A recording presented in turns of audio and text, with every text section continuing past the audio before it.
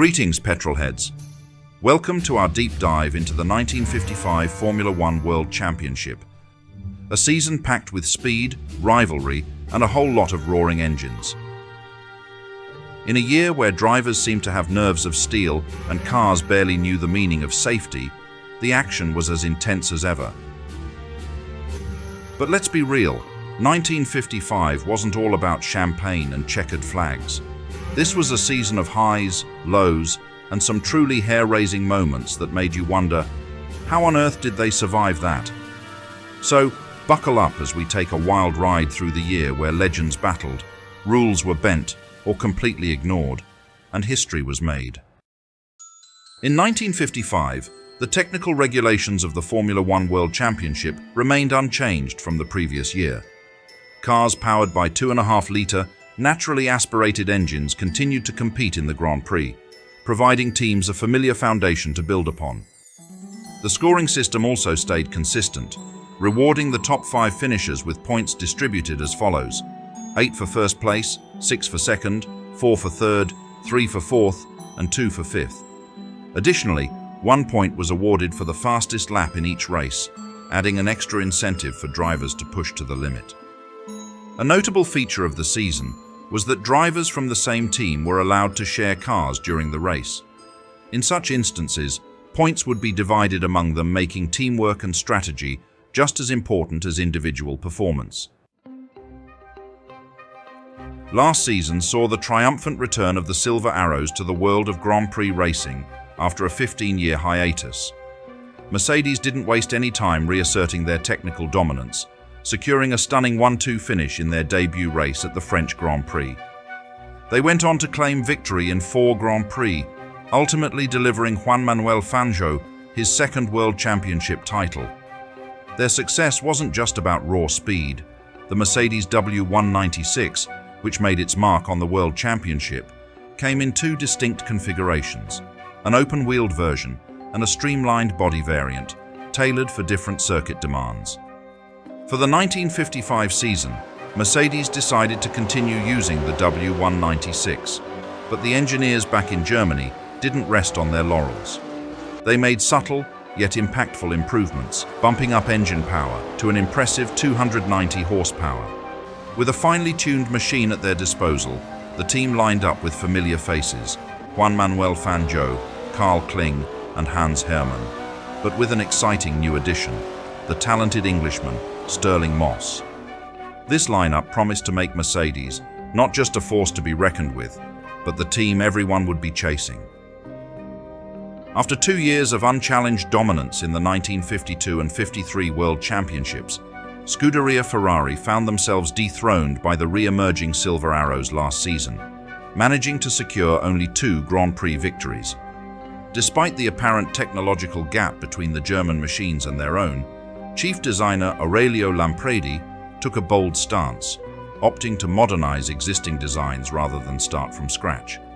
The fruit of his labor was the Ferrari 555, an evolution of the previous 553 model. This new iteration boasted a more flattened, streamlined body, earning it the nickname Super Shark, and featured a slightly redesigned front suspension for improved handling. However, the team's driver lineup leaves much to be desired.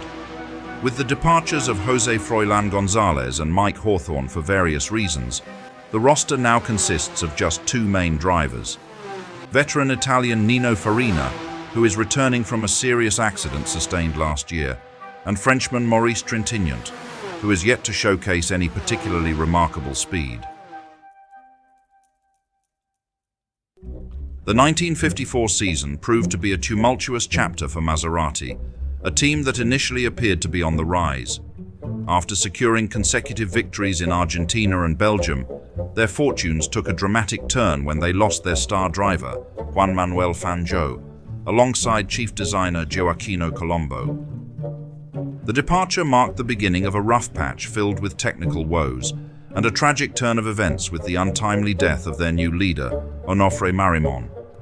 As a result, Maserati finished the championship in 3rd place, trailing behind both Daimler-Benz and Ferrari. Despite these setbacks, the Maserati 250F cars showcased remarkable speed and balance. Under the guidance of new chief designer Giulio Alfieri, significant improvements were made to the 250Fs. Innovations such as a new 5-speed gearbox, a SU fuel injection system, and Dunlop disc brakes were introduced, enhancing the car's performance and reliability. Last season marked the inaugural participation of the Turin team in the World Championship. However, due to delays in preparing their new Lancia D50 cars, their debut was postponed multiple times, ultimately occurring only at the final stage of the championship in Spain. When they finally took to the track, the innovative cars designed by Vittorio Giano immediately showcased their impressive speed capabilities, allowing the talented Alberto Ascari to clinch pole position on his very first attempt. This season, Gianni Lancia's team is set to compete in a full championship, and with Ascari's stellar performance in Spain still fresh in everyone's minds, he is poised to emerge as a serious contender against the dominant Silver Arrows in the battle for the title.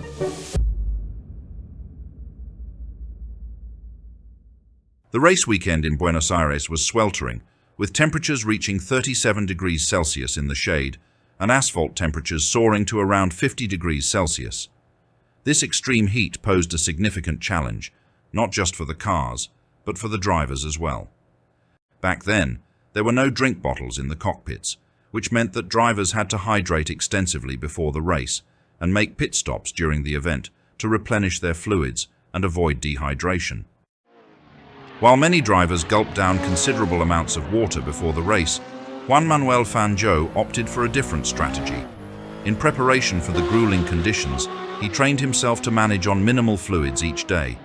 This camel tactic proved to be advantageous for him during the race. From the very start of the qualifying, the Lancia and Ferrari drivers set a blistering pace.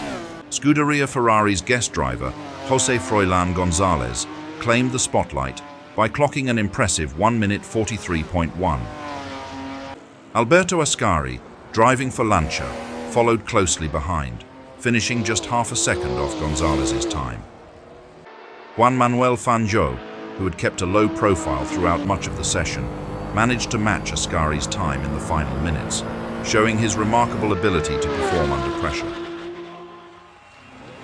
Maserati's newcomer Jean Bera demonstrated his potential by securing 4th place in his competitive debut, trailing the 2 world champions by a mere 0.2.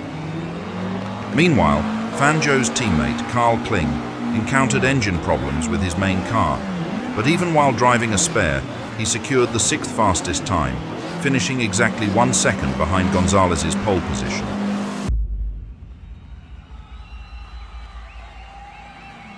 The race spanned 96 grueling laps, covering a total distance of 375 kilometers in the scorching heat, a Grand Prix infamous for the extreme toll it took on both drivers and their machines. Fangio executed a flawless start, surging ahead to take the early lead. Behind him, González and Ascari engaged in an intense side-by-side battle for second as they approached the first corner, but it was the Italian who managed to edge ahead. But their duel was soon disrupted by Stirling Moss, who had made an astonishing start from 8th on the grid. Displaying remarkable skill, the Englishman quickly caught up to the front-runners, and by the end of the first lap, overtook González to claim 3rd place, putting himself firmly in the hunt. Having been closely shadowing Fangio since the start, Ascari seizes his moment. The 2 champions are wheel to wheel, but Ascari's daring maneuver pays off, and he surges ahead, claiming the lead. Jean Bera tries to overtake Kling, but loses control, spinning across the track. Hermann takes full advantage, slipping past Kling to gain 6th position. González launches a decisive attack, overtaking both Fangio and Moss in a single lap to claim 2nd place. However, Moss quickly reacts, capitalizing on the situation. As González slips past Fangio, Moss follows suit, overtaking the reigning champion and moving up to 3rd. Kling misjudges a corner and veers off the track, his car hurtling toward the spectators gathered behind the fence. Fortunately, the barrier holds firm, absorbing the impact. Kling, shaken but unharmed, climbs out of the wreckage and walks back to the pits on foot. On lap 4, Fangio launches a counterattack on Moss. With precise timing, he outmaneuvers the young Englishman and retakes third spot, once again asserting his dominance in the race. But Fangio keeps up the pressure, refusing to settle. With a bold move, he overtakes Gonzalez, reclaiming second place. On lap 6, after relentlessly chasing Herrmann for several laps, Harry Schell finally finds his moment. With a well-timed move, the American slips past Herrmann and secures fifth place. Eugenio Castellotti loses control and skids off the track. Although he manages to rejoin the race, the mishap costs him dearly, dropping him to the very back of the field. Lap 7 sees a dramatic shift in the lead. José Froilán González makes two bold overtakes in quick succession. First, he gets past Fangio and then quickly sets his sights on Ascari. With a masterful move, Gonzalez surges ahead of the Italian, taking control of the race and becoming the new leader. But Ascari retaliates against Gonzalez, executing a well-timed maneuver to regain the lead. The crowd roars as the tension mounts in this intense battle for the top spot. However, Castellotti's race takes another turn as he flies off the track once more, losing control of his Lancia D50. This unfortunate mishap causes him to miss both Iglesias and Berra, dropping him to the very back of the field yet again. As the race progresses into lap 14, the sweltering heat begins to take a significant toll on the driver's endurance. Juan Manuel Fangio, who has been closely tailing Gonzalez, starts to feel the effects and slows his pace slightly. Fangio's decision to ease off could be strategic, allowing him to conserve energy for a stronger push later in the race. In stark contrast to Fangio's measured pace, Castellotti finds himself struggling to cope with the extreme heat. He is on the verge of losing consciousness, and his speed drops dramatically as fatigue overwhelms him. With great effort, Castellotti manages to reach the pits, where his team quickly assesses the situation. Understanding the urgency, they make the decision to replace him. Villoresi takes over the cockpit, rejoining the race, but he finds himself at the back of the pack. Nino Farina, enduring excruciating pain from the burns he sustained in last year's accident, finds the heat of the cockpit unbearable. Despite his determination to push through, the agony becomes too much, and he makes the difficult decision to pit early. As he pulls into the pits, his team rushes to assist him, administering a morphine injection to alleviate his suffering. Disaster strikes on lap 22, as Alberto Ascari loses control and flies off the track, crashing his car in a dramatic turn of events. The reigning world champion's misfortune opens the door for José Froilán González, who seizes the opportunity to take the lead. But 4 laps later, Gonzalez heads to the pits as well. Despite his impressive lead, the Argentine driver, still recovering from a serious back injury sustained last season, is unable to endure the pain any longer. He exits the car, signaling the end of his race, and immediately receives a dose of morphine to alleviate his discomfort. Meanwhile, Farina, after receiving a morphine injection, boldly climbs into Gonzalez's Ferrari and re-enters the race right in front of Herrmann.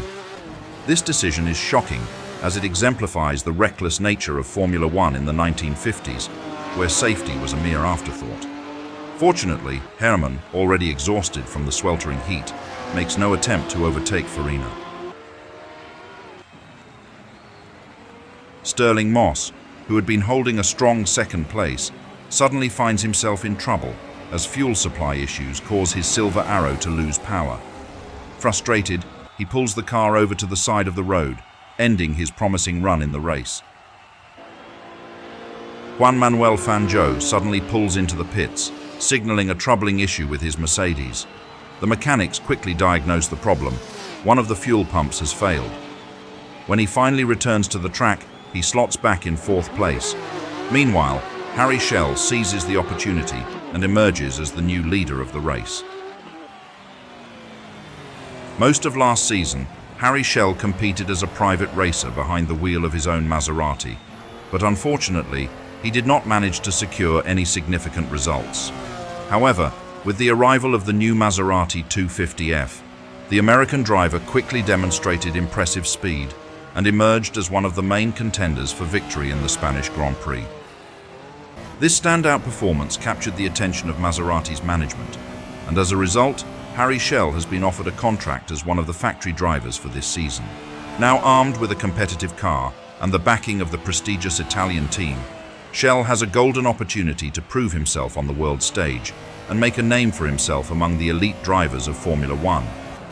The upcoming season holds great promise, and fans will be eager to see how he fares against the formidable competition. Trintignant's car begins to lose power dramatically, and the engine's troubling sounds signal a serious issue. Recognizing that he can't continue, Trintignant reluctantly drives into the pits. On lap 38, Farina also drive into the pits. The Italian is swiftly given another morphine injection to alleviate his suffering. Maurice Trintignant seizes the opportunity, hopping into the car. Hermann struggles to maintain control of his car, driving in a semi-conscious state as the heat and exhaustion take their toll. Trintignant, now in a better condition after his earlier pit stop, effortlessly passes the faltering German. The race leader, Schell, can no longer withstand the grueling conditions and pulls into the pits. Exhausted and unable to continue, he hands control of the car over to Berra. But Mieres, after leading for just one lap, also makes a pit stop. However, with no one available to replace the Argentinian in the Maserati team, he quickly quenches his thirst and returns to the track in third place. On lap 45, Fangio finds his rhythm and picks up the pace, clocking the fastest lap of the race with a time of 1:48.3. Although it's impressive, it's still over 5 seconds slower than the pole position time. Trintignant pulls into the pits, unable to keep pace with the front-runners. In a strategic move, he hands over the car to a refreshed Gonzalez.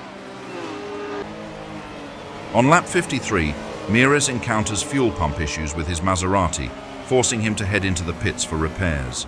The mechanics scramble to address the problem, but the repair takes an agonizing 10 minutes, significantly hampering his race. When he finally returns to the track, Mieres finds himself in 7th place. Gonzalez steadily closes the gap to Berra, who is battling to maintain his position against the charging Ferrari. In a tense moment, Berra overdrives while attempting to fend off the Argentine, losing control and spinning off the track. But Gonzalez loses focus and misjudges a corner careening off the track. Frustrated with the relentless heat and the challenges of the race, Gonzalez decides to pull into the pits, allowing Farina to take over the Ferrari. As the grueling heat continues to take its toll, Kling struggles to maintain his focus, feeling overwhelmed by the sweltering temperatures and the exhaust fumes infiltrating the cockpit. Recognizing he can no longer continue, he makes the wise decision to pit. In a swift exchange, he hands the reins of his Mercedes over to Moss, who re-enters the race without losing his position, still in 4th place. Trintignant pulls into the pits. He has pushed himself to the absolute limit. Recognizing he can no longer continue, he hands over the controls to Maioli. Moss discovers that the brake pedal on his Mercedes is coated in oil, severely affecting his braking performance. Struggling to maintain pace, Moss is unable to fend off Umberto Maioli, who swiftly closes the gap and overtakes him with ease.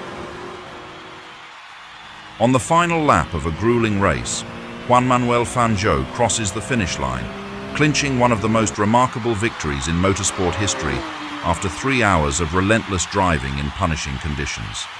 The conclusion of the race yielded one of the most absurd results in Formula One history, largely due to the allowance of shared cars.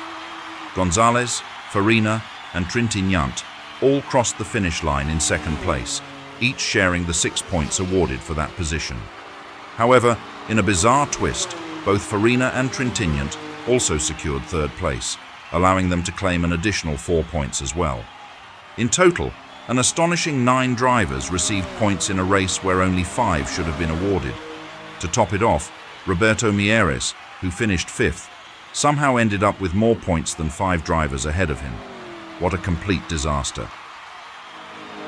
After the race, Fangio said, "The cabin of my car was a solid fire.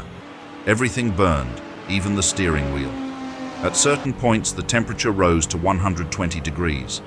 I could barely catch my breath until half the race was over. Never, never, never will I forget this race." In the aftermath of the Grand Prix, Juan Manuel Fangio's doctor revealed, due to prolonged exposure to the scorching heat inside the cockpit, Fangio suffered second-degree burns on his legs, an injury that would take 3 long months to heal. The 1955 Argentine Grand Prix epitomized the madness of 1950s Formula One, where drivers pushed themselves to the absolute limit.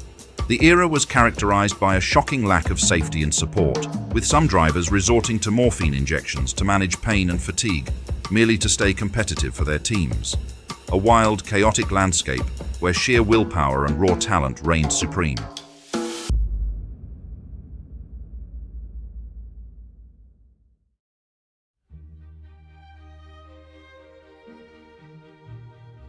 The second round of the 1955 Formula One World Championship took place in Monaco, where the narrow streets of the Principality once again became the stage for one of the most iconic races in motorsport.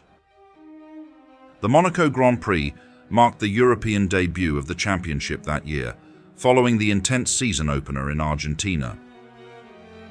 Juan Manuel Fangio, fresh off a brilliant victory in Buenos Aires, arrived at the Principality as the championship leader. With the pressure mounting and the prestige of Monaco in the balance, the Argentine hoped to secure his second win on this legendary circuit, cementing his dominance early in the season. Between the Argentine and Monaco Grand Prix, another famous and dangerous race unfolded on the Italian roads, the Mille Miglia. Stirling Moss, driving for Mercedes-Benz alongside his navigator Dennis Jenkinson, emerged victorious in a race that shattered records and left a lasting mark on motorsport history. The duo, piloting their powerful 300 SLR, crossed the finish line an astonishing 32 minutes ahead of their teammate Juan Manuel Fangio. The triumph, however, came with a reminder of the immense dangers that defined racing in the 1950s. The Mille Miglia, notorious for its perilous mix of professional teams and amateur drivers, claimed the lives of 2 competitors and a spectator. In addition, 15 others, including 11 children, were severely injured. It was a chilling testament to the extreme risks that racers and fans alike faced in these legendary high-speed marathons across public roads.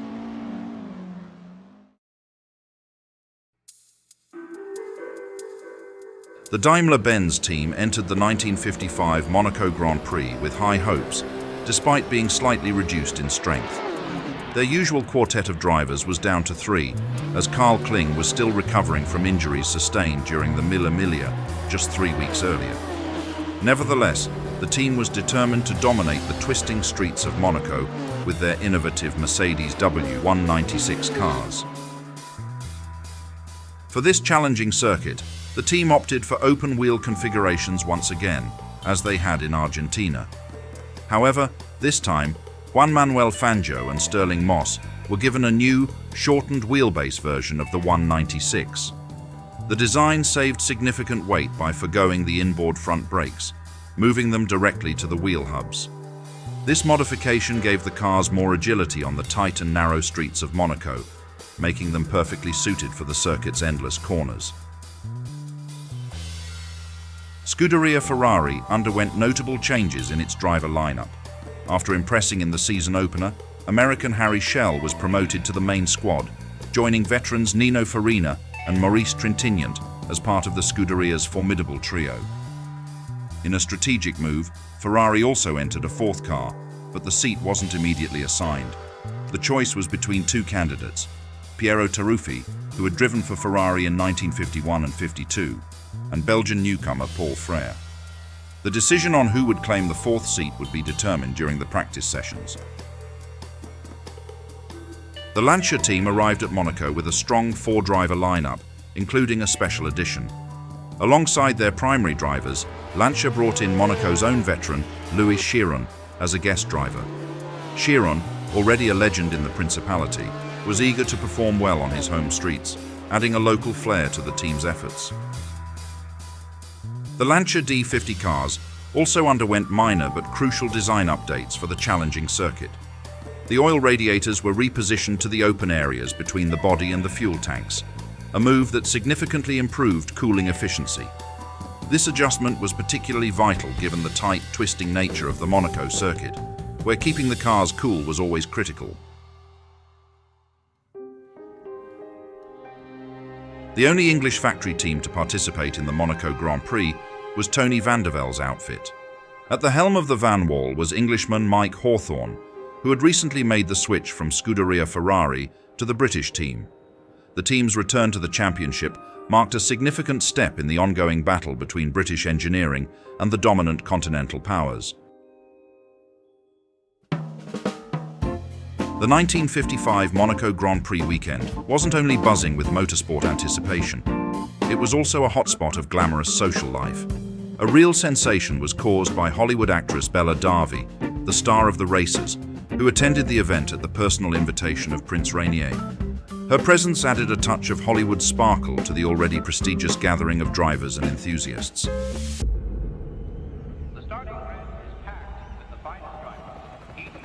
In terms of racing, the organizers introduced their own distinctive rules for qualifying, mirroring what had been done in 1950. To ensure safety, only 20 drivers were allowed to start the race, and in a bid to attract more spectators, the pole position was determined based on the first day of qualifying. These regulations ensured that every practice session became a fierce competition. Thursday's qualifying session saw Mercedes-Benz drivers, Juan Manuel Fangio and Sterling Moss, dominate the timesheets, showcasing the sheer pace of the Silver Arrows on the narrow, challenging circuit. The only real contender to their supremacy was Alberto Ascari, who was flying in his Lancia. Ascari's teammate, Eugenio Castellotti, surprised many by claiming fourth, marking a significant improvement after his lackluster performance in Argentina.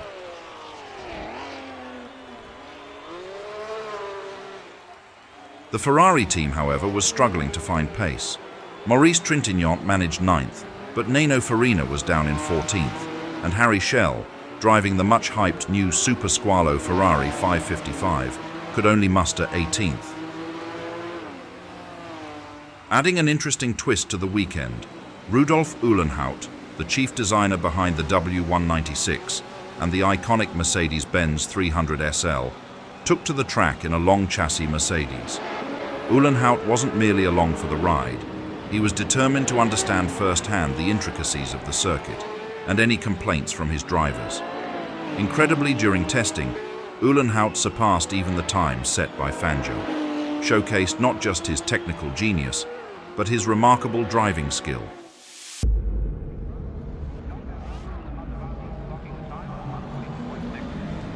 Race day in Monaco dawned with perfect weather, the skies clear, and the Mediterranean sun illuminating the narrow streets of the Principality. The excitement in the air was palpable as the crowd, packed into every available viewing space along the twisting circuit, awaited the start of the prestigious Monaco Grand Prix. In a traditional gesture of pomp and ceremony, Prince Rainier himself took to the track just before the start, driving a lap of honor in his sleek sports car. The Prince, a proud figurehead of Monaco's connection to the world of motorsport, led the pre-race festivities, his presence adding to the grandeur of the event. With the lap complete, the stage was set for one of the most challenging races on the Formula One calendar to begin. So, the stage is set as the drivers prepare to tackle 100 grueling laps around the narrow streets of Monaco. Ladies and gentlemen, the Monaco Grand Prix is about to begin. Fangio launched off the line with a flawless start, gaining a crucial lead on the narrow streets of Monaco. Close behind him were Castellotti, Moss, and Ascari, all charging through Sainte-Devote in hot pursuit. Moss clings to the tail of Castellotti, determined to find a way past. However, the young Italian proves to be a master of defense, skillfully maneuvering his Lancia to thwart every attempt Moss makes to overtake. But on lap 5, Moss finally seizes the opportunity. With a daring move, he dives into a tight corner, skillfully maneuvering his Mercedes past the Italian.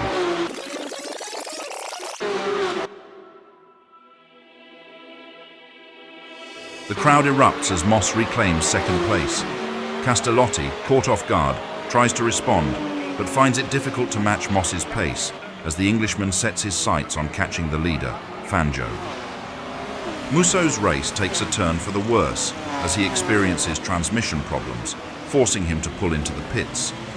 With frustration etched on his face, he realizes that his chance to compete in the Grand Prix has come to an abrupt end. On lap 10, a gripping three-way battle for third place ignites between Ascari, Castellotti, and Berra. Ascari, sensing an opportunity, launches an aggressive attack on his young teammate Castellotti, deftly maneuvering his Lancia past the Italian. After 5 laps of struggle, Castellotti swiftly retaliates against Ascari, reclaiming the coveted third place with a daring maneuver. The Italian's quick thinking opens the door for Berra, who has been lurking just behind, ready to seize any opportunity. The Frenchman darts past both Castellotti and Ascari, decisively asserting himself in the battle for the podium. The tension is palpable as the crowd roars in approval of this exhilarating display of racing prowess. Hawthorne's fight is brought to an abrupt end when the throttle linkage on his van wall fails.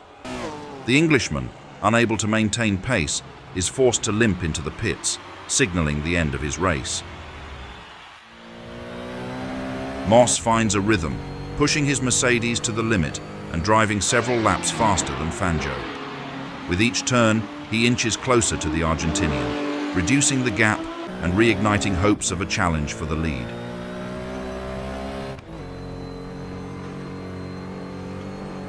The intense three-way battle for third place comes to an abrupt end for Castellotti. Pushing hard to keep up with Ascari and Berra, he makes a costly mistake, clipping a curb and damaging his tyre.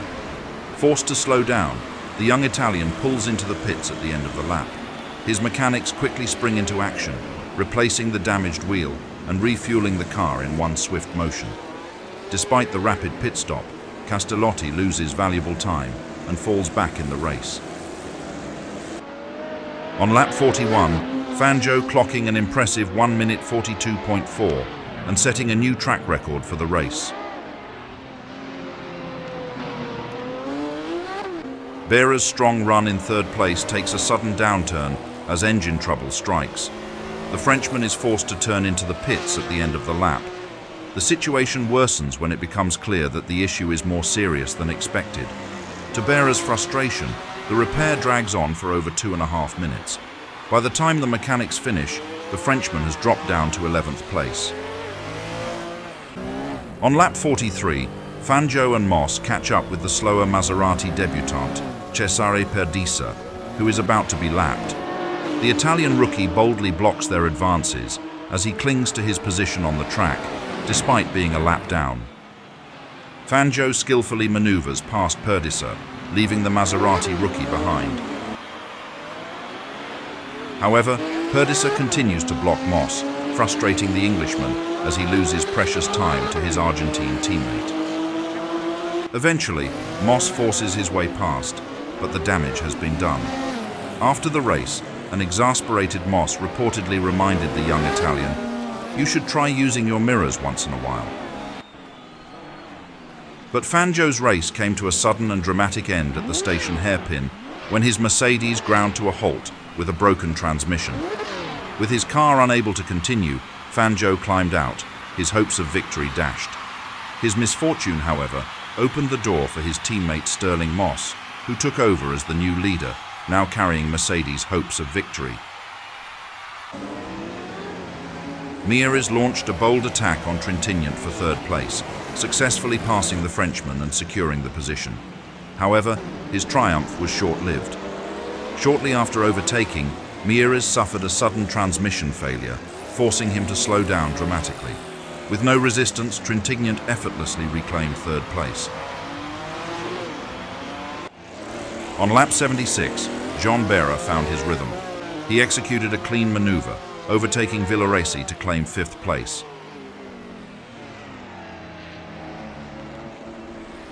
As the race progressed, Alberto Ascari found himself facing a critical issue. His brakes began to malfunction.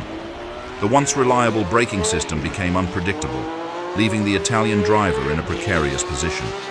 Each corner became a gamble, heightening the drama of the race as the two-time world champion fought to maintain his position amidst the mechanical chaos. On lap 81, a thick plume of smoke erupted from beneath the bonnet of Moss's Mercedes, signaling a catastrophic engine failure. The heart of his Silver Arrow had given out, spewing oil across the hot exhaust pipes. Realizing the severity of the situation, Moss swiftly steered into the pits, his hopes for glory extinguished in an instant.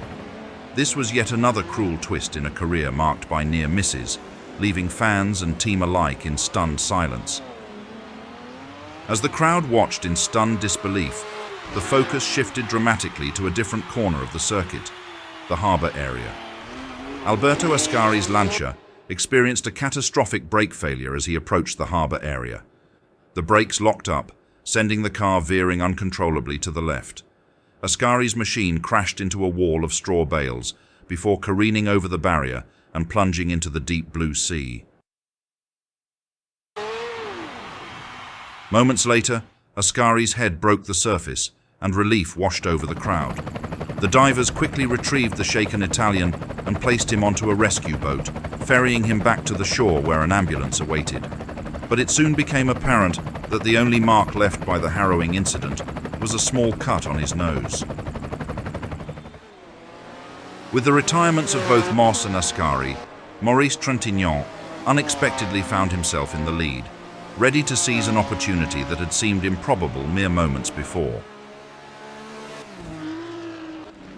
Farina launched an aggressive attack on Villoresi for fourth place. He outmaneuvered the Italian driver, slipping past him with deft ease.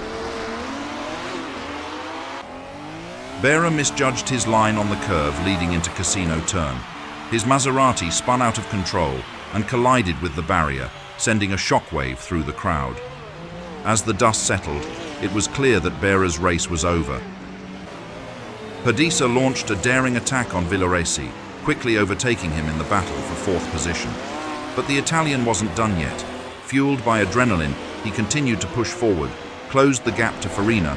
Perdisa executed a precise maneuver, slipping past him to snatch third place. As the checkered flag waved, Maurice Trintignant crossed the finish line first.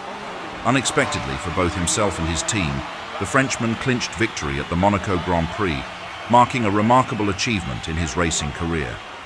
In a historic moment for motorsport, Maurice Trintignant not only claimed victory at the Monaco Grand Prix, but also became the first Frenchman to win a World Championship Grand Prix.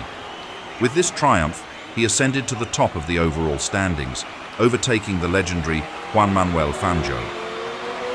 The race also showcased the impressive performances of two Italian debutantes, Eugenio Castellotti and Cesare Perdisa, who secured second and third places respectively, demonstrating their skill on the treacherous Monaco circuit. Notably, Perdisa shared his podium points with John Bera, further emphasizing the chaotic and unpredictable nature of the race. Nino Farina managed to finish fourth, despite a challenging race marked by a forced pit stop on the opening lap, while Luigi Villoresi rounded out the points in fifth place, spending much of the race in the shadows of his more dominant teammates. Just 4 days after the exhilarating Monaco Grand Prix, Alberto Ascari arrived to Monza to watch Castellotti test a Ferrari 750 sports car for the upcoming 1,000-kilometer Monza race. Although Ascari was not scheduled to drive that day, he decided to take a few laps, donning street clothes and Castellotti's white helmet. On his third lap, As he exited a fast curve, the car suddenly skidded, flipped onto its nose, and somersaulted twice. The horrific crash unfolded at the notorious Curva del Vialone, a high-speed corner known for its challenges. Ascari was thrown from the vehicle, sustaining multiple injuries that proved fatal within minutes.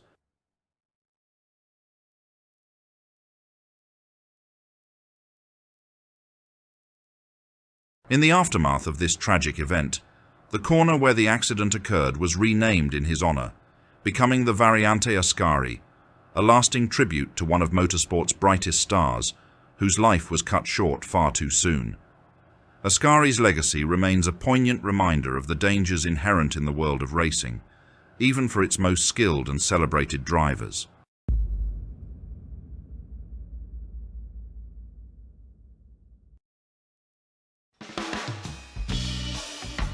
The fourth chapter of the 1955 Formula One season took place at the legendary Spa-Francorchamps circuit in Belgium. The Royal Automobile Club of Belgium, tasked with organizing the Grand Prix on this hilly, forested track, maintained their tradition of favoring a small, elite group of top drivers over a larger mixed field. This year was no exception. Out of the 15 entries, only 2 were privateers, while the rest represented factory teams. Since the previous year, the circuit had seen some improvements. Notably, the long and once notoriously bumpy Stavelot curve had been completely resurfaced. The wide tarmac road was further enhanced with a 12-inch edging of concrete, designed to improve the track's overall condition and racing dynamics. But between the Monaco and Belgian Grand Prix, the famous Indianapolis 500 took place. This legendary race, one of the most dangerous motorsport events in the world, was also part of the Formula One World Championship that year, although it featured almost entirely American drivers and cars. Defending two-time winner Bill Vukovich returned, aiming for an unprecedented third consecutive victory. He quickly established himself as the dominant force, leading nearly the entire race and pulling out a commanding lead by almost a lap. However, disaster struck on lap 57. Roger Ward got caught in a breeze exiting turn 2 and hit the wall. His spinning car triggered more chaos. Keller's brakes locked up, sending his car spinning back across the track. Boyd tried to avoid Keller but couldn't, and his car was hit, losing both front wheels and rolling over. Vukovich, unaware of the unfolding accident, clipped Boyd's car as he came around the bend. His car flew into the air, smashed into a footbridge, and sailed over the retaining wall upside down. It tumbled 15 feet, hitting parked cars and a utility pole before bursting into flames. Vukovich was killed instantly. Having conquered the Indy 500 twice, he tragically lost his life while leading the 1955 race. The race continued despite the horrifying crash, and Bob Sweikert went on to claim victory. But the day will forever be remembered for the loss of Bill Vukovich, a legend whose name remains etched in the annals of racing history.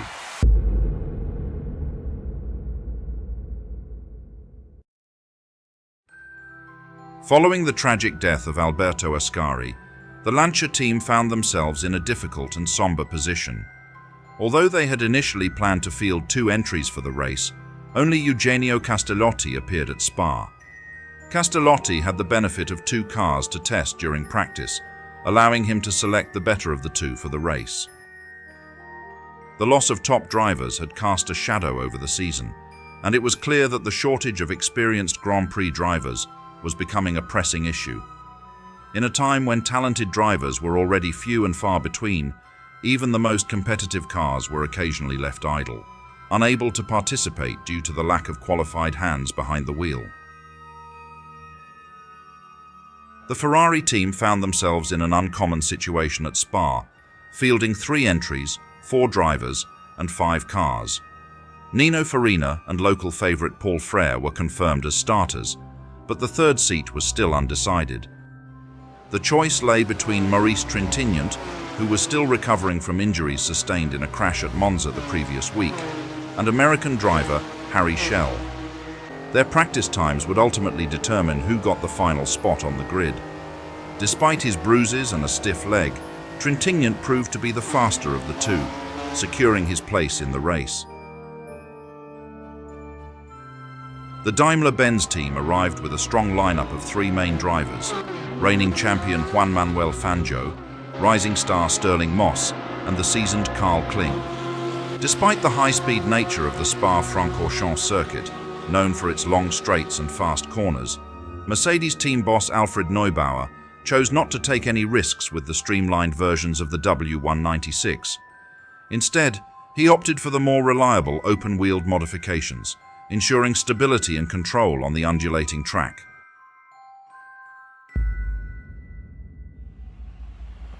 Mesdames et messieurs, bienvenue au Grand Prix de Belgique de 1955, ici sur le magnifique circuit de Spa.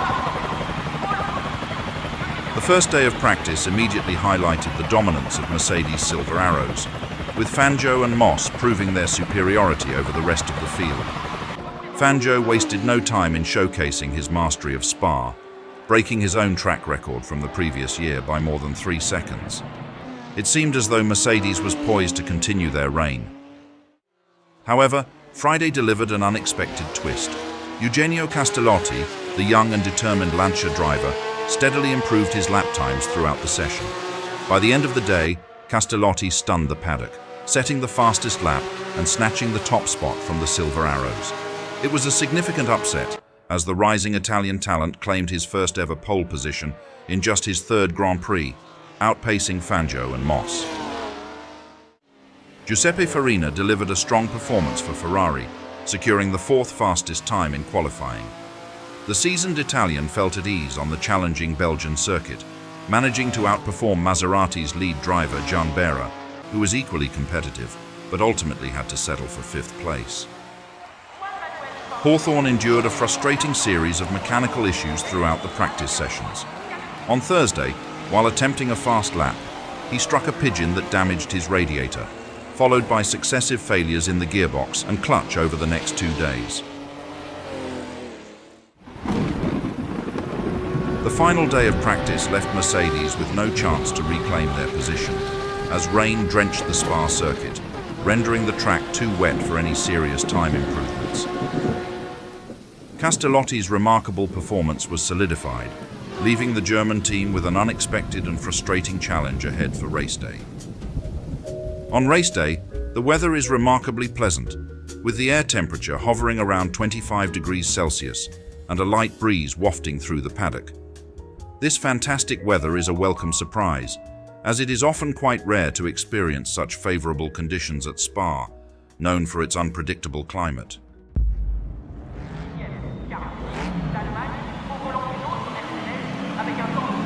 The drivers will tackle 36 laps around the circuit, covering a total distance of 508 kilometers throughout the race. Et maintenant, mesdames et messieurs, le Grand Prix de Belgique de 1955 est sur le point de commencer. Faites du bruit!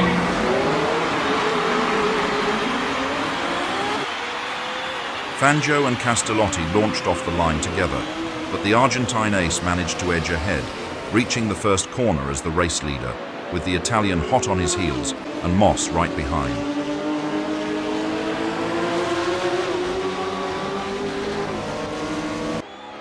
However, Moss wasn't about to sit back.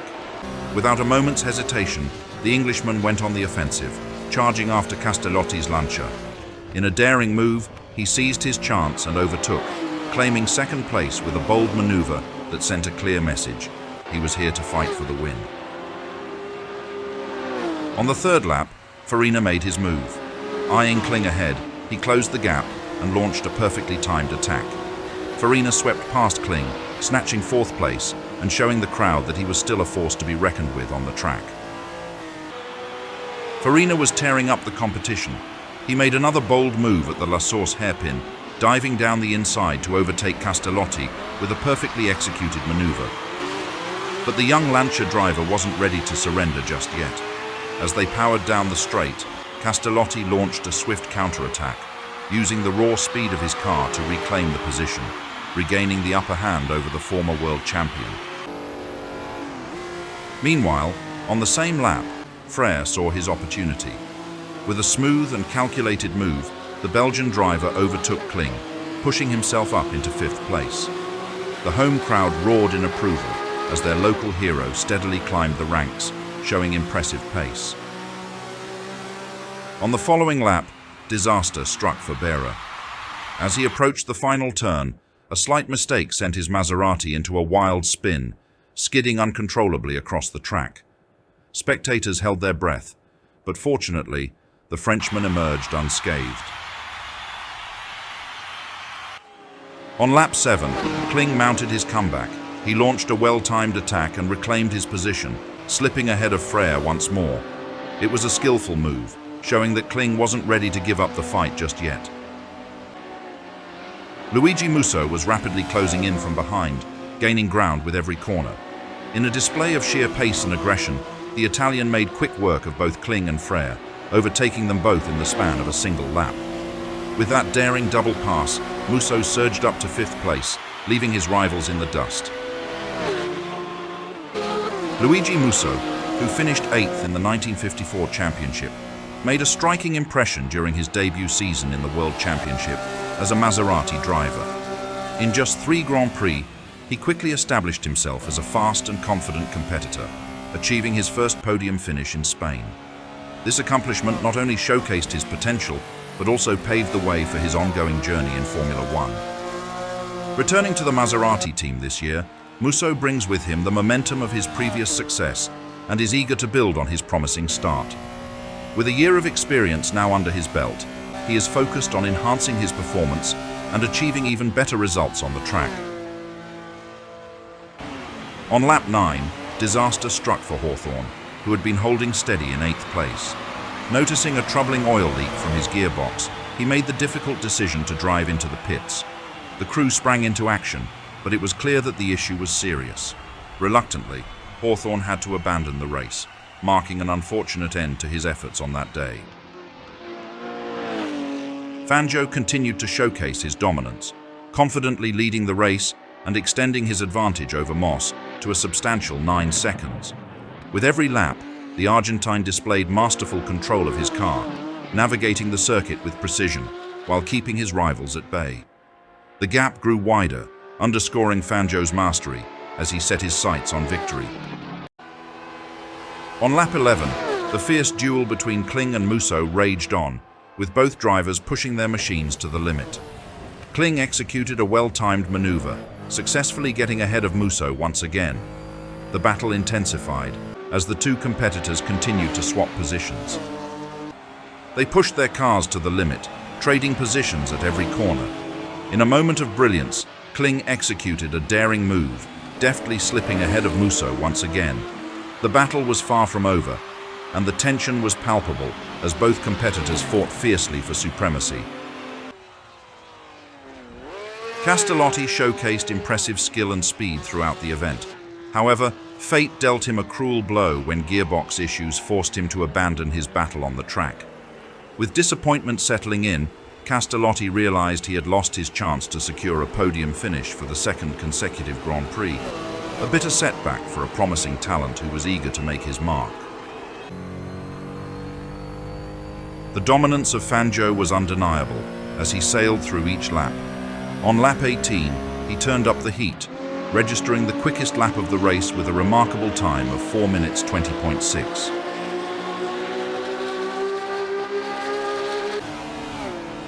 Musso's Maserati began to show signs of trouble as the engine started to lose power, the once robust performance fading with every passing moment.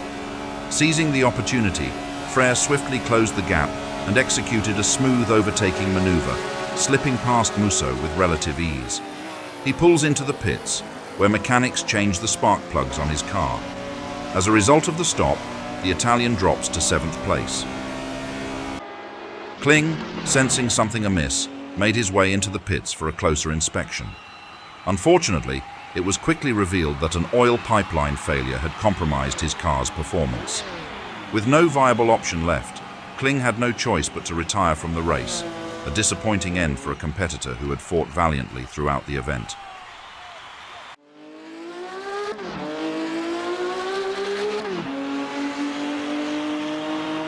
Fangio crossed the finish line first, securing a convincing victory that not only showcased his extraordinary talent, but also allowed him to regain the lead in the championship standings. Right behind him, Moss finished strong, demonstrating resilience. Although he fell short of matching the pace of the Argentine champion, his performance earned the German team their first double of the season. Claiming third place was Farina, who navigated the race with impressive confidence, celebrating his 20th career podium, an achievement that further solidified his legacy in the sport. Local hero Frère crossed the line in fourth, receiving a thunderous ovation from the home crowd, who showed their appreciation for his valiant efforts. He was even honored with a spot on the podium, a fitting reward for a driver who captivated fans throughout the race. The final 2 points for fifth place were shared by Maserati teammates Berra and Mieres, both of whom fought hard to secure their positions in a fiercely competitive field. As the 1955 Belgian Grand Prix wraps up, the championship standings tighten, with Fangio holding the lead at 19 points. Maurice Trintignant remains a contender in second, while Nano Farina secures third place with 10 1/3 points. As the championship gears up for the Dutch Grand Prix, anticipation is building among fans and drivers alike.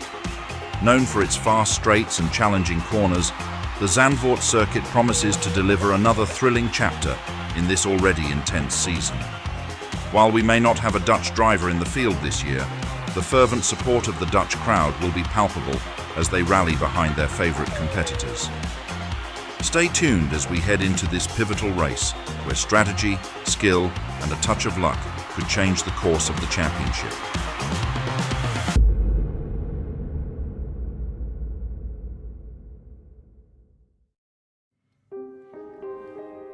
The fifth round of the 1955 Formula One World Championship held at the Zandvoort circuit in the Netherlands.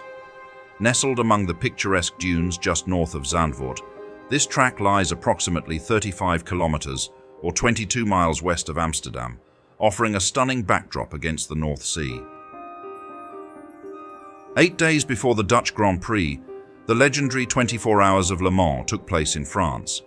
It was supposed to be just another thrilling installment of the legendary race, where the world's best drivers, cars and manufacturers pushed the limits of speed and endurance.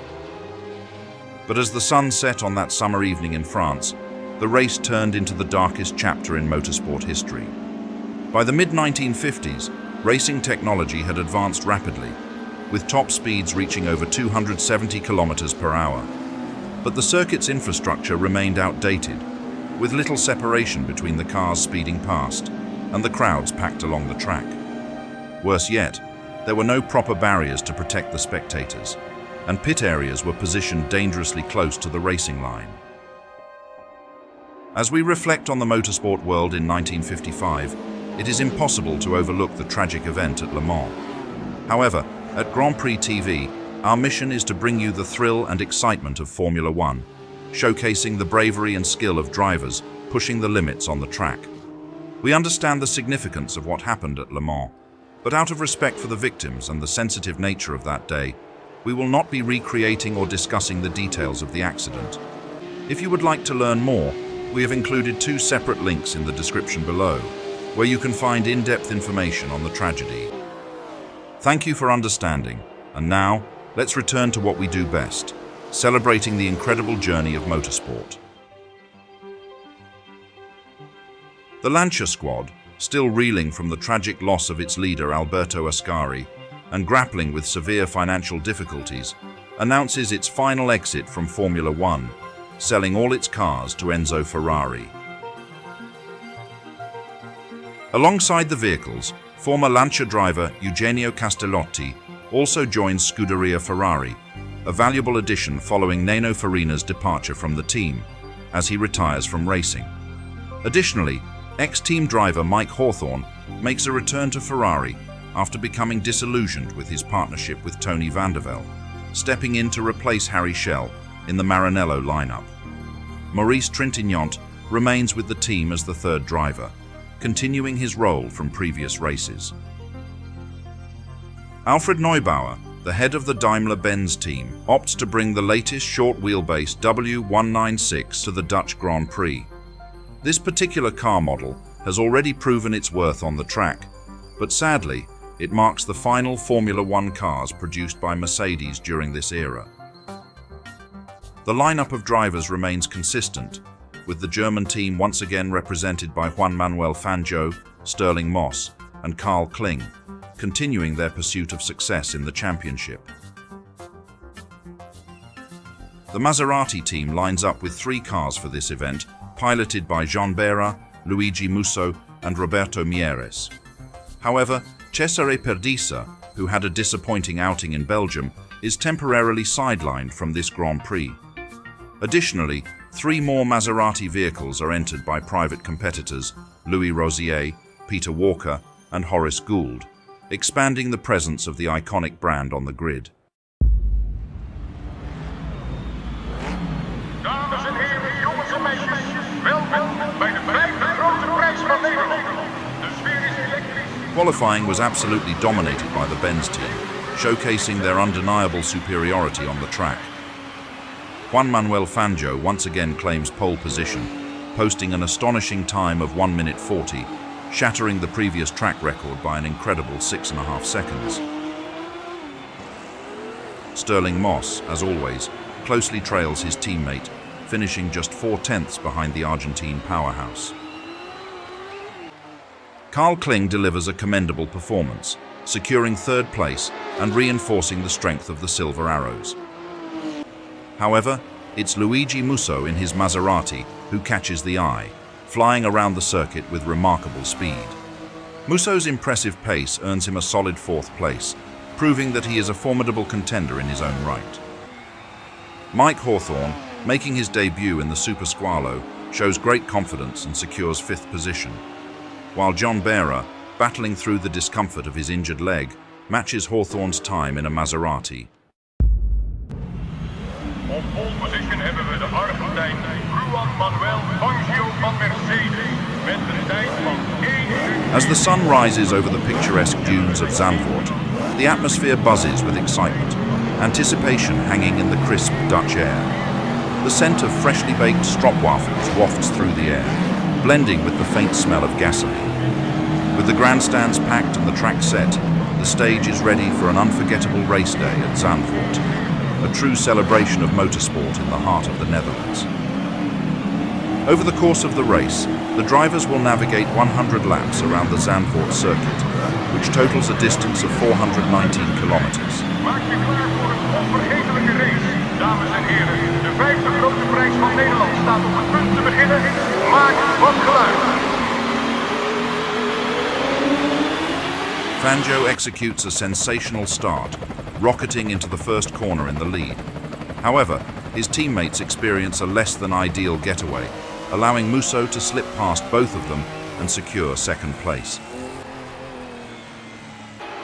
As they cross the finish line, Moss trails closely behind Musso, nearly brushing against the Maserati as they navigate the first turn.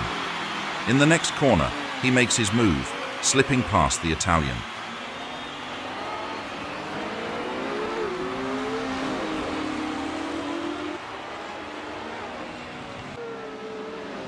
Bera seizes an opportunity to reclaim 4th position, overtaking Kling's Mercedes with a smooth maneuver. Disaster strikes for Peter Walker as one of the wheel bearings on his Maserati gives out, sending the car into a wild, uncontrollable skid. The vehicle spins violently, making a couple of dramatic pirouettes before finally coming to a halt on the side of the track. The Englishman is fortunate to walk away unharmed from the incident. Moss closes the gap to Fangio, with just half a second separating the 2 Mercedes teammates. It's becoming increasingly clear that both drivers have been given strict team orders regarding their positions, and for this race, the Englishman is clearly assigned the role of playing second fiddle to the reigning champion.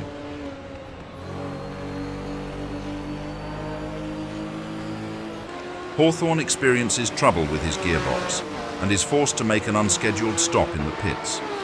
The Ferrari mechanics work quickly to resolve the issue, but the delay proves costly. By the time Hawthorne gets back on the track, he has dropped all the way down to 12th place, losing precious time in the process.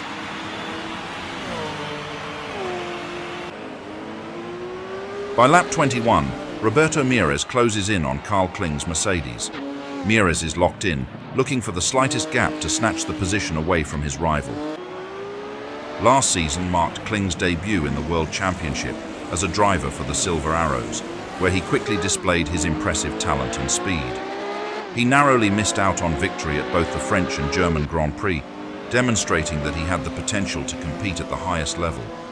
However, Kling's relative inexperience on several European circuits became apparent.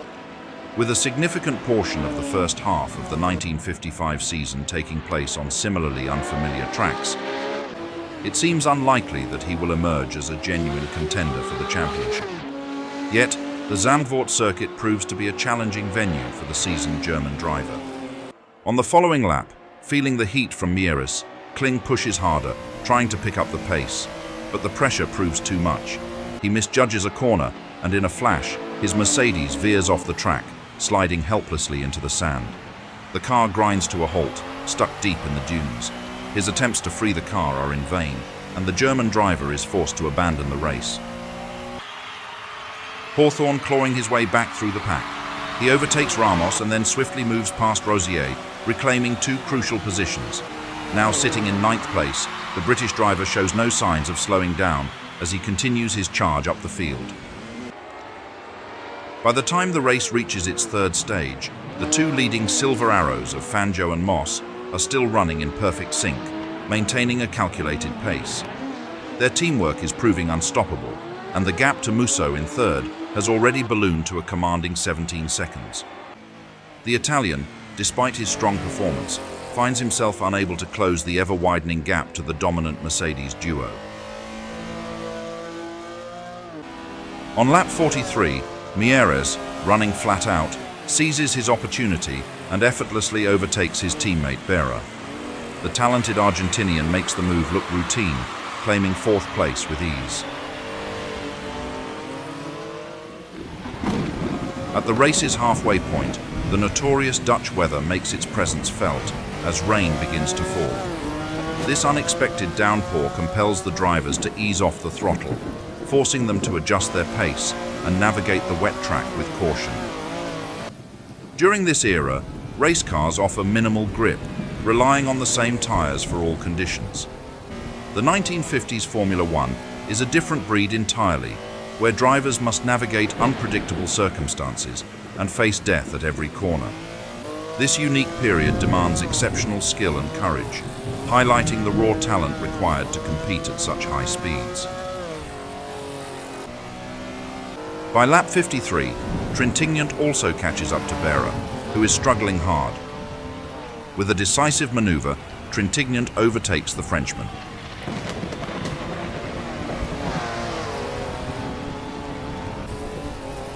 Berra must have a rough race. Castellotti, in his turn, also passes him. This maneuver sees the Frenchman slipping down to 7th place, further highlighting his struggles on the track. On lap 66, Trintignant heads into the pits due to gearbox issues, forcing him to retire from the race and surrendering 5th place to his teammate Castellotti. By lap 85, Musso's Maserati hits a wet spot, causing him to spin out. Luckily, the Italian manages to regain control and continues without losing any positions. The two Silver Arrows once again showcase their dominant edge over the competition, crossing the finish line in quick succession and securing a second consecutive double victory for the German team. Juan Manuel Fangio clinches his third victory of the season, solidifying his lead in the championship standings. Sterling Moss, finishing in 2nd place, emerges as Fangio's primary contender in the title race. Luigi Musso impresses with a strong performance, taking 3rd as he finishes just behind the two Silver Arrows, well ahead of the rest of the field. Roberto Mieres crosses the line in 4th, earning not only 3 valuable points, but also an additional point for setting the fastest lap of the race, one that even the Mercedes drivers couldn't surpass. Finally, Eugenio Castellotti secures the last 2 points for 5th place, navigating the challenges of understeer in his Super Squalo throughout the race. Despite the difficulties, he achieves a productive finish in his first outing for Ferrari, highlighting his potential as a rising star. Following the Dutch Grand Prix, the championship standings show Juan Manuel Fangio firmly in the lead with 27 points, establishing himself as the dominant force this season. Stirling Moss sits in second place with 13 points, having gained 3 positions after a strong performance. However, Maurice Trintignant, currently third, seems to be losing pace and struggling to keep up with his competitors. But get ready, because next up, we venture to the iconic Aintree circuit for the British Grand Prix. Anticipate thrilling speeds, fierce competition, and the unmistakable spirit of British motorsport.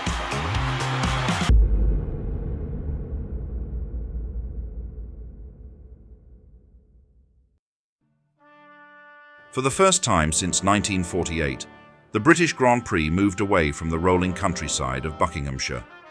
Instead, it found a new home in the industrial heartland of northwest England on the Aintree circuit, just outside the bustling port city of Liverpool. The change in scenery added a unique character to this year's race, setting the stage for an intense battle on this relatively new track. Following the devastating events at the 24 Hours of Le Mans in mid-June, numerous automobile clubs around the world began to reconsider the safety of continuing motorsport events in their respective countries. The first major casualty of these concerns was the French Grand Prix, which was cancelled, leaving the British Grand Prix as the next stage in the championship. This unexpected break stretched the gap between the races to nearly a month. However, the teams used this time wisely, fine-tuning their cars and sharpening their strategies for the prestigious British round, which, as always, drew a large and competitive field of participants. With Daimler-Benz riding a wave of recent victories, all eyes were on the German team as they arrived at Aintree, especially among British fans eager to see their countryman Stirling Moss take the win. The local crowd's hopes were high for a home victory, but Moss wasn't the only formidable name in the Mercedes lineup.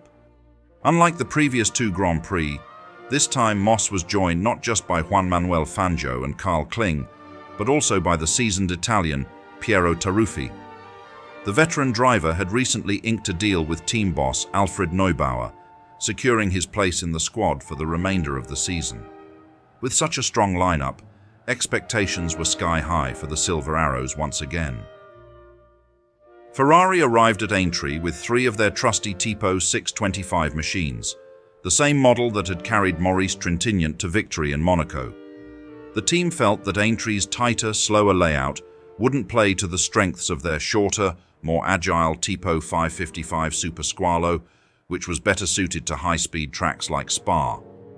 The driver lineup remained unchanged from the Dutch Grand Prix, with Mike Hawthorn, Maurice Trintignant, and Eugenio Castellotti behind the wheel. Of the trio, Hawthorn was Ferrari's best bet for success, as he had the advantage of having raced at Aintree before and knew the circuit well. Familiar with the Aintree circuit from past experiences, the Maserati team arrived well prepared and confident. They brought 4 cars, all featuring unlouvered bodywork and large port cylinder heads, maximizing performance for the unique demands of the track. Their driver lineup included the skilled Jean Bera, Luigi Musso, and Roberto Mieres, with a last-minute change seeing André Simon stepping in to replace Cesare Perdisa. Maserati's controlled approach hinted at a strong showing on race day. Meanwhile, making a return to the World Championship for the first time since 1953, the Cooper team lined up with a fresh face behind the wheel, Australian newcomer Jack Brabham. This marked Brabham's debut on the grand stage, as Cooper sought to make their presence felt once again in Formula One competition. As the 1955 British Grand Prix approaches, excitement fills the air, particularly for the debut of Connaught Racing's new machine, the Type B. Originally intended to house a rear-mounted Coventry Climax V8 engine known as the Godiva, challenges in development led Connaught to pivot, creating a conventionally arranged B-type powered by an Alta engine, specially developed to fit the 2.5-litre specification. Under its sleek exterior, a lightweight double overhead cam, 2.5-litre Alta 4-cylinder engine delivered a remarkable 240 brake horsepower. This formidable power, coupled with disc brakes all around, provided the drivers with the confidence they needed to push the car to its limits. The Type B was evidently a superb race car, featuring independent front suspension and a de Dion rear suspension. The first iterations of this remarkable machine were constructed with all-enveloping aerodynamic bodywork, but the team later opted for a more conventional design. In 1955, driving a Connaught in this form, Tony Brooks scored the first win in a Grand Prix by a British driver in a British car since 1923 in a non-World Championship race at Syracuse.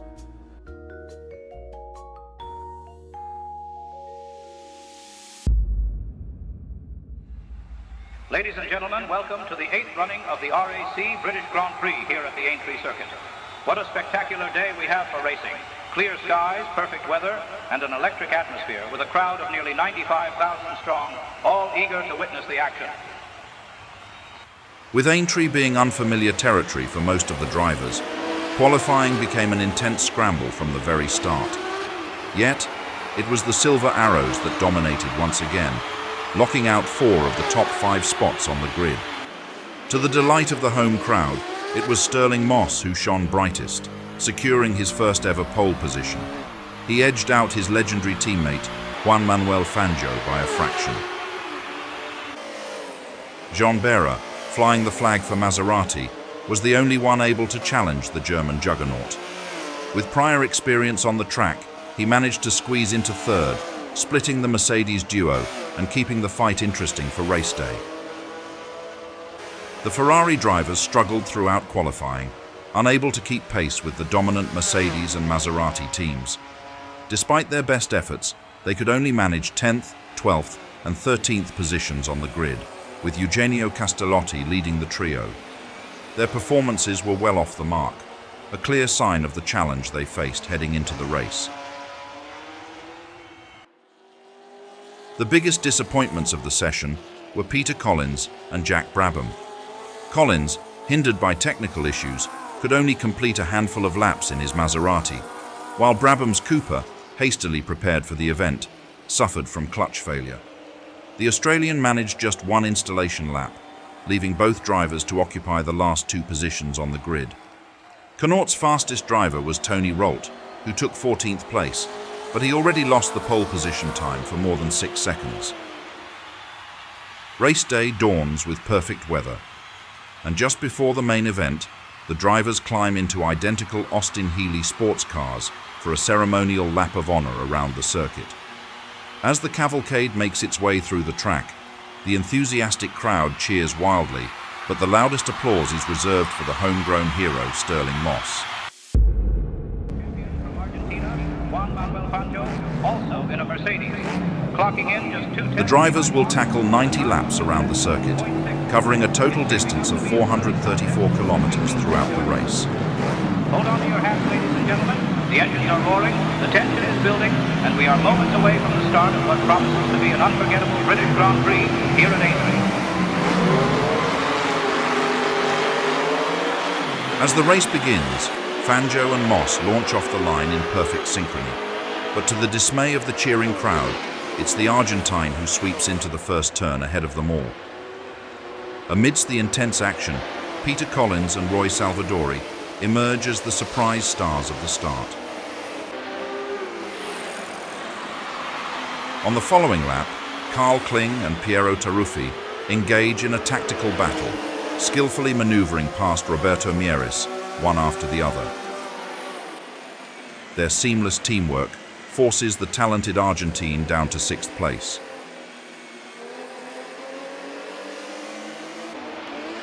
By lap 3, Stirling Moss, having meticulously bided his time behind Juan Manuel Fangio, finally makes his move.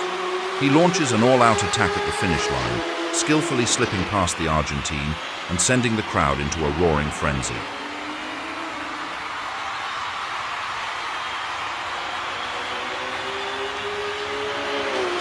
Not to be outdone, Roberto Mieres responds with his own counterattack, expertly navigating his Maserati to overtake both Carl Kling and Piero Taruffi in swift succession.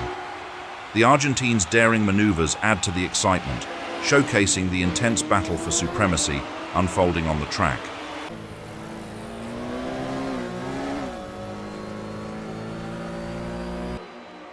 Kling quickly retaliates against Mears, launching a fierce counterattack. The German driver deftly maneuvers his Mercedes around the Argentine, reclaiming his position and pushing Mears back once more.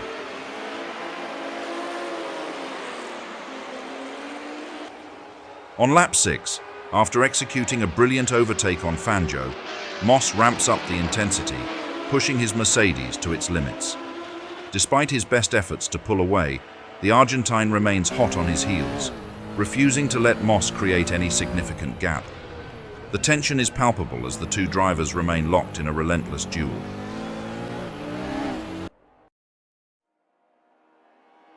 By lap 10, disaster strikes for John Behra as thick smoke begins to billow from beneath the hood of his Maserati.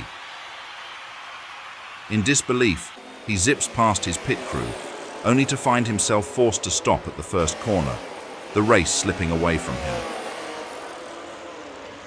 Behra had been putting in a stellar performance, seemingly destined for a podium finish, but the rupture of his oil pipeline has dashed those dreams. On the next lap, Luigi Musso makes his move, launching an aggressive attack on Piero Taruffi as they jostle for 5th place. The Italian driver skillfully slips past his rival. Peter Collins launches a spirited attack on his fellow Brit, Mike Hawthorne, surging ahead to claim 7th place.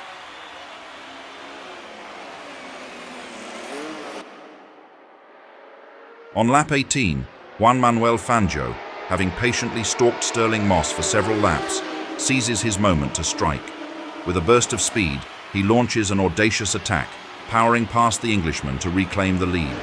The crowd erupts as the Argentine legend demonstrates his tactical prowess and raw speed, putting him back in command of the race. Piero Taruffi finally finds his moment to shine, executing a perfectly timed maneuver to overtake Luigi Musso's Maserati.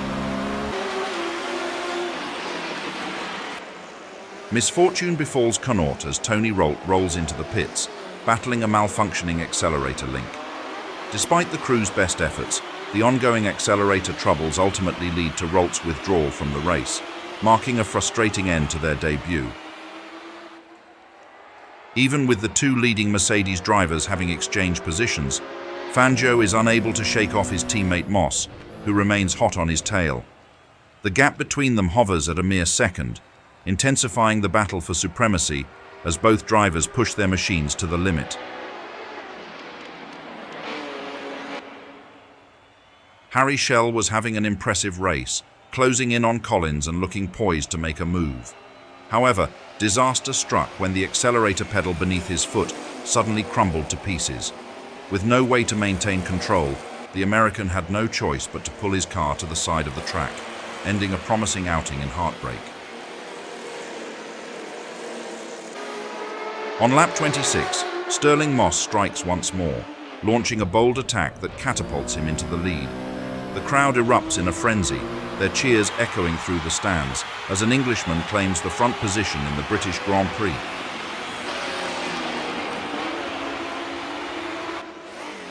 By lap 30, disaster strikes for Peter Collins as the clutch on his Maserati fails, forcing him to dive into the pits and effectively ending his race. It's a heartbreaking turn of events, especially after the Englishman showcased an impressive performance, clawing his way up from the back of the field to secure 7th place. By lap 31, it's game over for the young Australian, Jack Brabham. The engine on his Cooper suddenly loses power, forcing him to reluctantly steer into the pits. The dreams of a competitive debut come crashing down, leaving Brabham out of the race and fans disappointed. It's a tough break for the talented driver, who had been eager to make his mark on this prestigious stage. The battle between Taruffi and Musso rages on. Musso pushes hard, overtaking Taruffi with a smooth maneuver.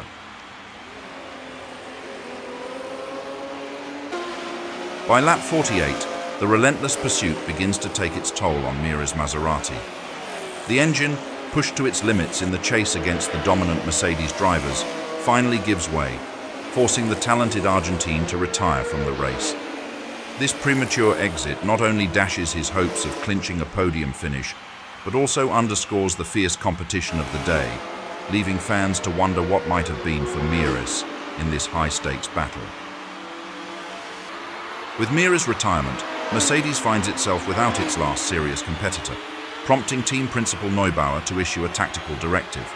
He instructs Moss, Fangio and Kling to maintain their positions and consolidate their lead.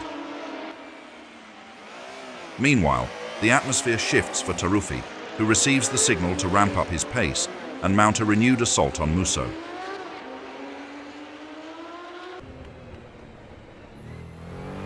After slipping past Fangio, Moss begins to stretch his legs, gradually increasing his lead over the Argentine. With each passing lap, the gap widens, reaching an impressive 4 seconds as he finds his rhythm on the Aintree circuit. The crowd roars with excitement, rallying behind their local hero as he inches closer to a historic victory. The young British prodigy made his mark during last season while driving for Maserati. His exceptional talent was evident as he regularly fought for podium finishes and nearly clinched victory at the Italian Grand Prix. However, repeated mechanical issues dashed his hopes, leaving him no higher than 10th in the championship standings. Despite these setbacks, Moss's exceptional skills caught the eye of the legendary Alfred Neubauer, who welcomed him into the Mercedes team for the current season. Armed with the formidable Mercedes W196, known for its blistering speed and reliability, Moss is now in an ideal position to secure his long-awaited first Grand Prix win. Expectations are high, and the fans are eagerly waiting to see if he can finally turn his potential into a triumph this season. After a relentless pursuit, Taruffi finally finds the opportunity to slip past Musso, positioning himself ahead of the Maserati driver. This remarkable maneuver means that all 4 Mercedes cars now occupy the top spots in the race, showcasing the dominance of the German team. Trintignant's Ferrari begins to suffer from overheating issues, prompting the Frenchman to make a pit stop. The team swiftly replaces the spark plugs, hoping to salvage the situation. However, upon further inspection, they discover that the cylinder head is also damaged, leaving Trintignant with no choice but to retire from the race, his hopes for a strong finish dashed. In the closing laps, Fangio ramps up his speed, narrowing the gap to Moss to a mere 1.5 seconds. The tension builds as the crowd, buzzing with excitement and anticipation for their local hero's victory, begins to speculate whether team tactics will come into play on the final lap, just as they did in the Netherlands. Will Neubauer instruct his drivers to follow the same strategy, or will they race to the finish line with unrestrained rivalry? The air is thick with suspense as the race approaches its thrilling conclusion. As they entered the final lap, Fangio trailed closely behind Moss, expertly navigating the slipstream in a bid to seize victory. In a nail-biting climax, he pulls out of the slipstream at the last corner, matching the Englishman stride for stride as they race toward the finish line. However, in a thrilling finish, Moss manages to inch ahead, crossing the line just a body length in front of Fangio. This remarkable victory not only marks Sterling Moss's first triumph in the World Championship, but also makes him the first Briton to claim victory at his home Grand Prix, igniting wild celebrations among the fans. In the aftermath, as he accepts the accolades, Sterling graciously acknowledges Fangio's prowess, declaring him the best driver in the world. He also extends heartfelt thanks to his team, whose support was crucial in securing today's win. Fangio, in turn, reciprocates the respect, recognizing that his teammate was simply faster today and that Moss thoroughly deserved the victory. It's a moment that showcases not only fierce competition, but also mutual admiration between two of the sport's greatest talents. The 1955 British Grand Prix marked a monumental moment in Formula One history.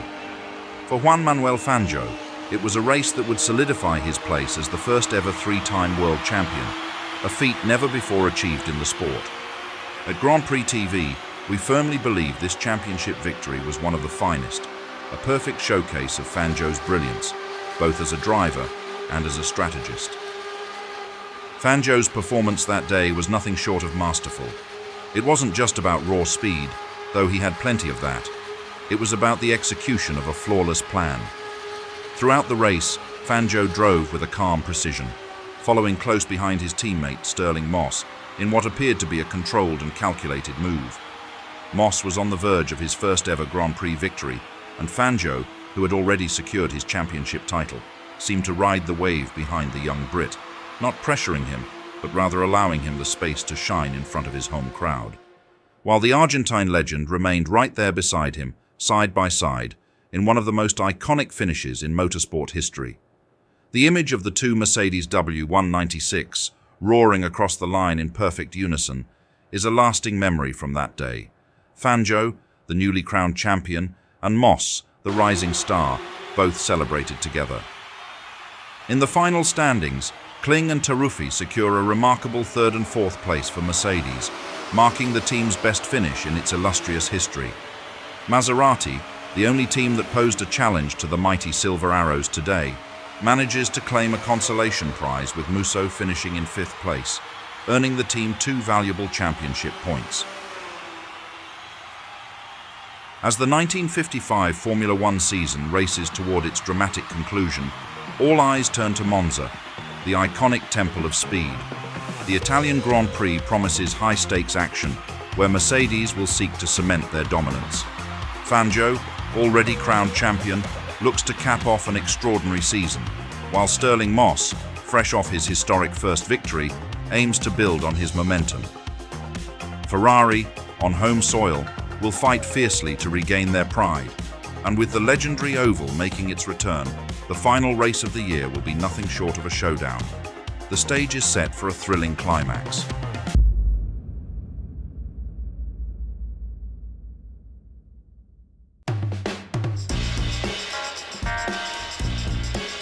The 1955 Formula One World Championship reached its grand finale at the legendary Monza circuit in Italy. In preparation for this event, significant changes were made to the track. Over the past year, the organizers undertook extensive renovations, most notably restoring the oval section of the circuit with its steeply banked curves, evoking memories of the original design seen in the 1930s. Mindful of the numerous tragedies that had occurred on the oval in the past, the organizers took a much more rigorous approach to safety this time around. The new track was laid on solid concrete foundations, ensuring greater stability. The curves were also significantly widened and given a pronounced concave profile, all aimed at minimizing the dangers and improving the overall safety of the high-speed racing on this treacherous section of the circuit. Additionally, to merge the old and new sections of the circuit, a new corner was constructed, the now iconic Parabolica, replacing the former Vedano corner. Upon exiting the Parabolica, drivers would find themselves on the straight leading to the finish line, which was also linked to a newly banked curve. The separation between the two routes was marked by rubber pylons placed in the middle of the track. This blend of the modernized and classic segments brought the total lap length to 10 kilometers.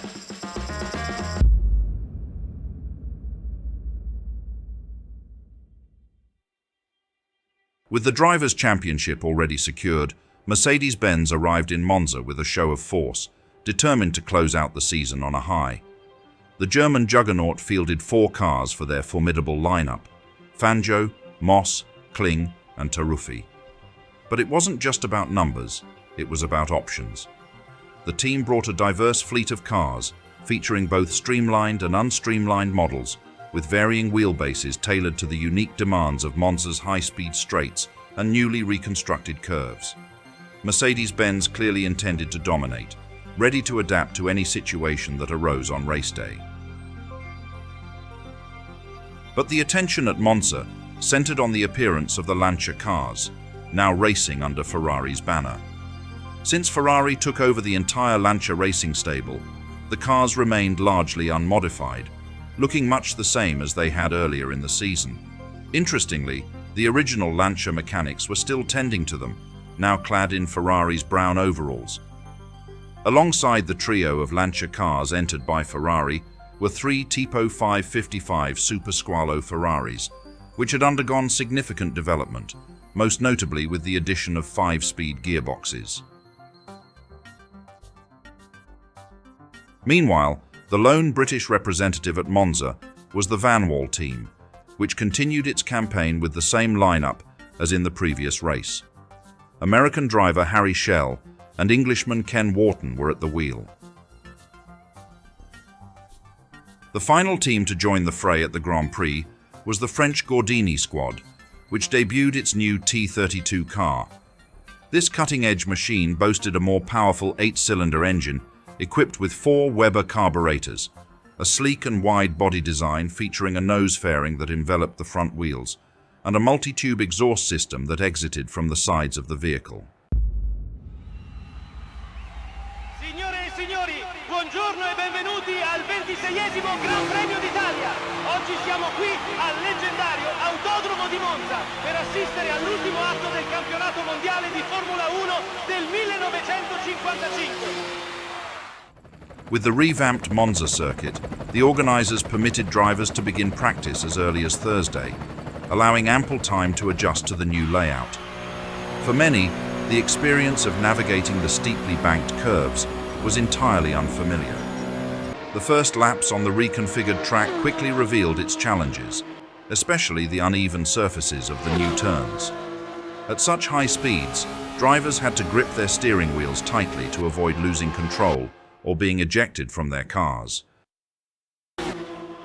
Once again, the Silver Arrows dominated the field, with the top 2 starting positions claimed by the championship contenders, Fangio and Moss, both piloting streamlined Mercedes.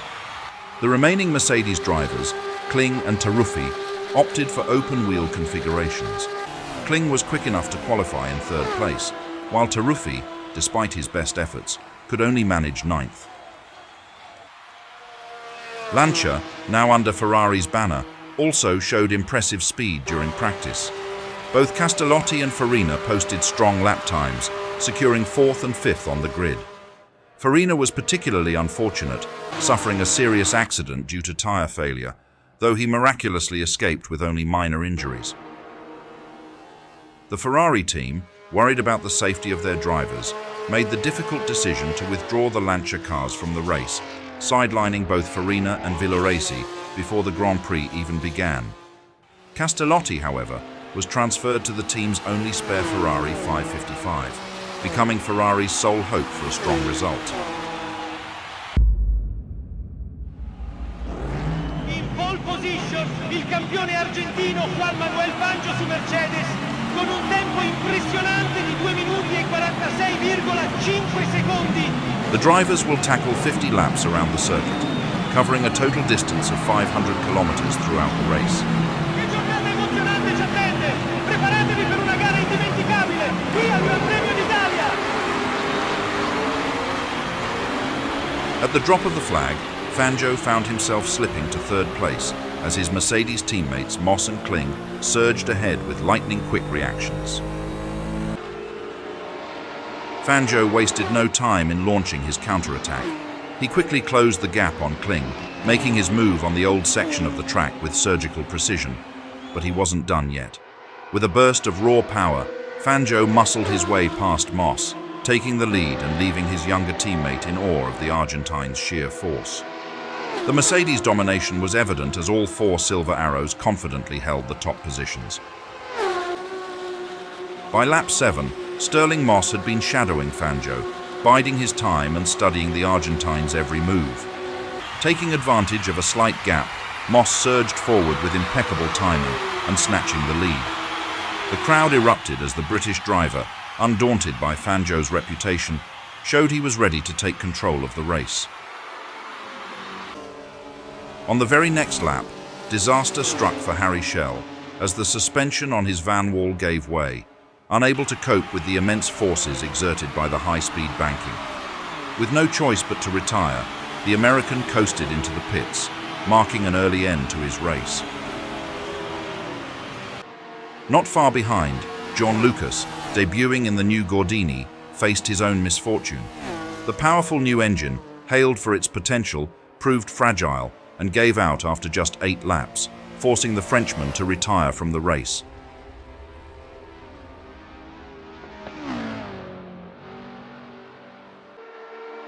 By lap 10, the battle at the front intensified as Fangio, ever the master strategist, launched another attack on Moss. The Argentine slipped past the Englishman, reclaiming the lead. Moss, though quick, found himself once again trailing the 3-time champion as the race began to shape up into a tense duel between the two Mercedes teammates. The crowd watched in awe, fully aware that they were witnessing two of the greatest drivers of their generation going head-to-head. By lap 16, Luigi Musso was on a charge. He steadily closed the gap to Eugenio Castellotti, found his moment, and made a bold move to overtake the Ferrari driver.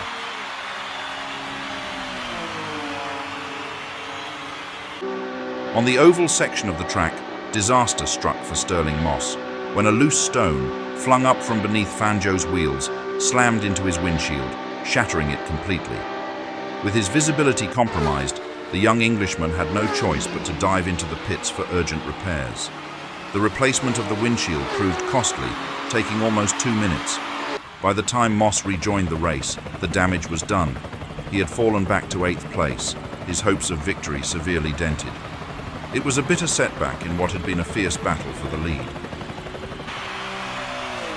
Moss was almost flying around the circuit. He set the fastest lap of the race with a blistering time of 2 minutes, 46.9 seconds. By lap 28, disaster struck for Moss. Pushing his Mercedes to its absolute limit in his furious pursuit, the engine simply couldn't handle the relentless pace. In a dramatic puff of smoke, the car gave out, and Moss was forced to swerve to the side of the road. The young Englishman's race came to a bitter end, extinguishing his hopes of a comeback. The crowd watched in shock as one of the race's favourites bowed out, leaving Fangio and the rest of the field to carry on without him. After trailing behind Kling for several laps, Piero Taruffi finally made his move.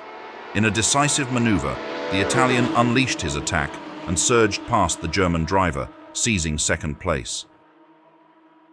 On the following lap, Musso was forced to make an unscheduled pit stop to replace his cracked glasses. The delay cost him precious time, and he rejoined the race in 6th position, losing ground after an otherwise strong showing. But by lap 33, Musso's promising run came to an abrupt end when the gearbox on his Maserati gave out. The Italian was forced to retire, bringing his race to a frustrating conclusion in the pits.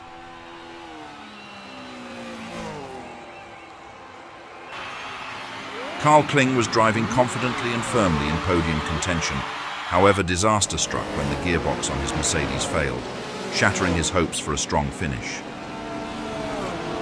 Despite the turmoil surrounding them, Juan Manuel Fangio and Piero Taruffi navigated the race with remarkable composure. Both drivers skillfully avoided the mechanical pitfalls that had befallen their teammates, maintaining their pace and focus. As they approached the checkered flag, Fangio crossed the finish line first, followed closely by Taruffi. Their strong finish not only secured another impressive 1-2 for the Mercedes team, but also underscored Fangio's exceptional mastery behind the wheel. With this triumphant performance, the Silver Arrows solidified their dominance, leaving the competition in their dust yet again. Meanwhile, Castellotti delivered an impressive performance, clinching 3rd place and elevating himself to 3rd in the overall standings. However, the drama didn't end there. Jean Bera, who had been running strong in 4th, faced heartbreak on the final lap as his engine began to fail. Despite the ominous clouds of smoke enveloping his Maserati, Bera persevered and managed to cross the finish line, securing 4th place against all odds. Completing a solid outing for the Maserati team, Bera's teammate, Mendy Tagai, finished in 5th place, earning the first points of his career. It was a bittersweet moment for the team, but the day belonged to Fangio and Taruffi, who once again proved that the Silver Arrows were the ones to beat. The final standings of the championship are: Juan Manuel Fangio takes the top spot, followed by Stirling Moss in 2nd. Eugenio Castellotti secures third place, while Maurice Trintignant finishes fourth, and Nino Farina rounds out the top five. And so, 1955 will forever be remembered as a year of both triumph and tragedy. A stunning season where Juan Manuel Fangio claimed his third World Championship title, cementing his legacy as one of the greatest drivers the sport has ever seen. The rise of Stirling Moss, Luigi Musso, and Eugenio Castellotti showcased a new generation of talent, eager to leave their mark on the world of Formula One. But the year was also marred by loss. The tragic death of Alberto Ascari cast a shadow over the season, and the Lancia team, so full of promise, vanished from the grid, absorbed into Ferrari. And of course, the Le Mans disaster, which forced Daimler-Benz to withdraw from racing, reshaped the future of motorsport. The reverberations of that fateful day would change the sport for years to come. Yet, in the face of such adversity, the spirit of competition endures. As we look ahead, we remember these drivers, these teams, and this extraordinary season that defined an era of racing. Thank you to everyone for tuning in and being a part of our journey through the thrilling world of Formula One history. Your support keeps the passion alive, and we can't wait to bring you even more epic races and legendary moments. So stay tuned for the next chapter, because Formula One never stops.